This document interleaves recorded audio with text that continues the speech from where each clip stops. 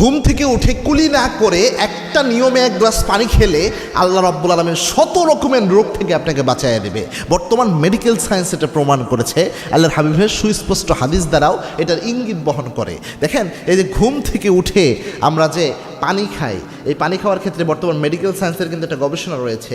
বর্তমান medical science এটা প্রমাণ করেছে। তার আগে একটা হাদিস দেখেন, আল্লাহর হাবিব সাল্লাল্লাহু আলাইহি ওয়াসাল্লাম যখন রাতের বেলায় ঘুমাতে যেতেন, কয়েকটা বিষয় আল্লাহর হাবিব সাল্লাল্লাহু আলাইহি ওয়াসাল্লামের প্রতীয়মান হয়। বিভিন্ন হাদিস দ্বারা এই ইঙ্গিত বহন করে আল্লাহর হাবিব সাল্লাল্লাহু আলাইহি ওয়াসাল্লাম রাতের বেলায় যখন ঘুমাতে যেতেন, রাসূল সাল্লাল্লাহু আলাইহি ওয়াসাল্লামের পাশে পানির মশকটা রাসূল সাল্লাল্লাহু আলাইহি ওয়াসাল্লাম সবসময় সাথে রাখতেন। তার মানে বোঝা যায় হয়তোবা আল্লাহর হাবিব সাল্লাল্লাহু আলাইহি ওয়াসাল্লাম ঘুম থেকে উঠে অনেক সময় পানি পান করতেন।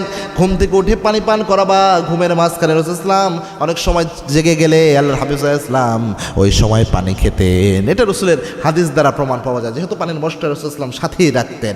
বর্তমান মেডিকেল সায়েন্স প্রমাণ করেছে, কোনো ব্যক্তি ঘুম থেকে উঠে যদি একদম খালি পেটে, অর্থাৎ ঘুম থেকে উঠেই সে কুলি করে বা ব্রাশ না করে সে যদি পানি খেতে পারে, এটাকে ওয়াটার থেরাপি হিসেবে তারা প্রমাণ করেছে। অর্থাৎ কোনো ব্যক্তি ঘুম থেকে উঠেই খালি পেটে পানি খেলে তার শরীরের মেটাবলিজম অনেক বেশি বৃদ্ধি পায়, পাশাপাশি তার হজম প্রক্রিয়া যে রয়েছে, এই হজম প্রক্রিয়া অনেক বেশি শক্তিশালী হয় এবং শরীরের মধ্যে হজমের যে এনজাইমগুলো রয়েছে, শরীরের মধ্যে হজম প্রক্রিয়ায় কাজ করে এরকম যে কোষগুলো রয়েছে, এই প্রত্যেকটা কোষ সক্রিয় হয় এবং এনজাইমগুলো আরও বেশি শক্তিশালী হিসেবে কাজ করে। এবং পাশাপাশি কিডনি যে আপনার পানিটাকে, শরীরের বিভিন্ন পানিগুলোকে যে কিডনি ছাঁকন প্রক্রিয়ায় যে কাজটা করে, কিডনি পরিষ্কার হওয়ার ক্ষেত্রে এই সুন্নাটি মানা সবচেয়ে বেশি গুরুত্বপূর্ণ ভূমিকা পালন করে। সুবহানাল্লাহ। আপনার কিডনির উপর একটা যে বাজে ইফেক্ট থাকে, সারাদিন আমরা যে বিভিন্ন ধরনের গোস্ত খাই, মাছ খাই, এগুলো হজমের ক্ষেত্রে যে শরীরে যখন কাজ করে,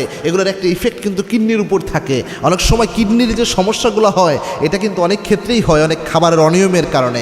এই পুরো সমস্যার সলিউশনের জন্য এই ওয়াটার থেরাপি সকালবেলায় রাসূলের এই সুন্নতি নিয়মে খাবার খাওয়া, পানি খাওয়া, এটা একটা গুরুত্বপূর্ণ ভূমিকা পালন করে।